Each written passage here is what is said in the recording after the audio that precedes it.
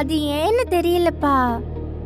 அவங்க ஸ்கூலுக்கு வந்தா, அவங்கள பார்த்தா, அவங்க கிட்ட பேசினா எனக்கு ரொம்ப சந்தோஷமா இருக்கு.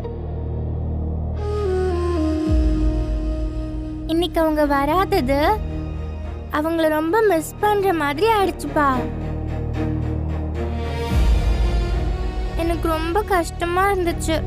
எனக்கு கிளாஸ்ல இருக்கவே பிடிக்கல. நீ ஃபீல் பண்ணாதடா. அவங்க உன்னை விட்டு எங்கேயும் போக மாட்டாங்க. நாளைக்கு வந்துருவாங்க. கண்டிப்பா வந்துருவாங்களாப்பா? கண்டிப்பா வந்துருவாங்க.